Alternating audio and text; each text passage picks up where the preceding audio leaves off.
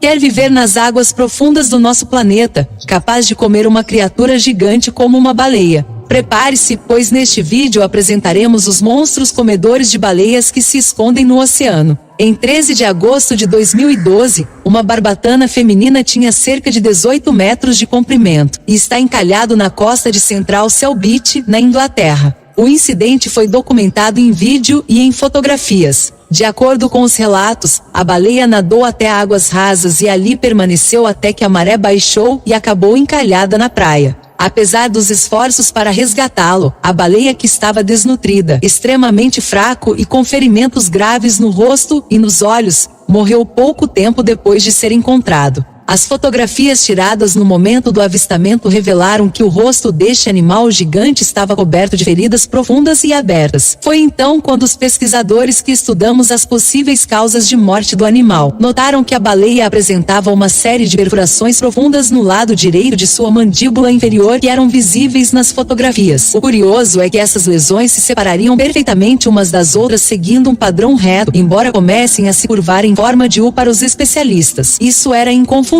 Foi a marca de uma mordida, de acordo com as fotos tiradas naquele dia. Outra criatura gigante com uma mandíbula semelhante à de um crocodilo armado com dentes longos e afiados atacou este mamífero marinho. Mas qual animal que possivelmente poderia estar falando sobre isso? Deve ser notado que uma baía de Weymouth na costa sul da Inglaterra. Eles coletaram evidência sobre um possível predador que seguiu os mares durante o período Jurássico. É sobre o fóssil de um réptil gigante conhecido como Plaiaisars-CoV-2 em homenagem a Kevin Sheehan, o dono do café, que encontrou seus restos mortais que passou quase 8 anos reconstruindo seu crânio peça por peça. E crânio prosença com dentes perfeitamente alinhados com cerca de 2,5 metros de comprimento. Estima-se que o tamanho deste réptil seja de cerca de 39 pés. As fotos do incidente com a chave continuam revelando pistas sobre a morte dessas baleias. Um deles especificamente aquele que mostra os resgatadores em torno da cabeça do animal. Mostra que a mandíbula inferior mordida mide aproximadamente 1,5 metros, visto que as perfurações eram rasas e irregulares na ponta da boca da baleia, e que esta tinha uma cabeça bastante alongada que sofria mais arranhões e menos marcas de dentes, como tinha estado dentro das mandíbulas de um predador.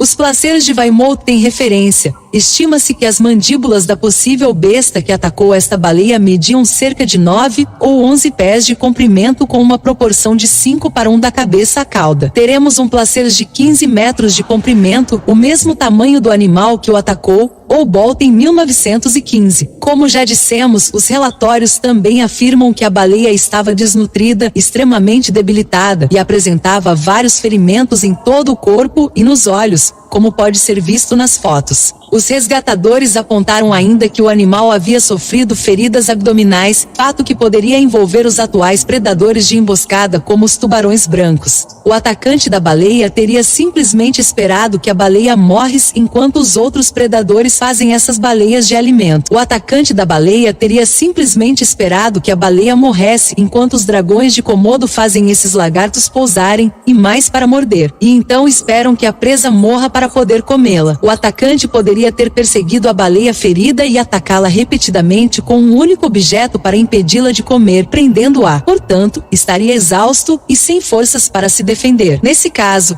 teria sido uma presa fácil até hoje. A verdadeira causa da morte desta baleia é conhecida, mas é muito provável que sim. E sendo a única vítima em Catania, Kate Turmeda, uma das biografias mais importantes sobre a vida e os ensinamentos de Catania, Mata Prabhu, fundador do movimento religioso hindu Gaudiya Vision of Islam, do nosso planeta como o maior predador já conhecido. Na verdade, o animal deste mundo é o próximo. Em sânscrito, Teme significa baleia e ingela. Andorinha, portanto, tingela significa literalmente engolir uma baleia, fato que poderia nos ajudar a imaginar o tamanho dessa fera, dessa criatura extinta, o Ramajana.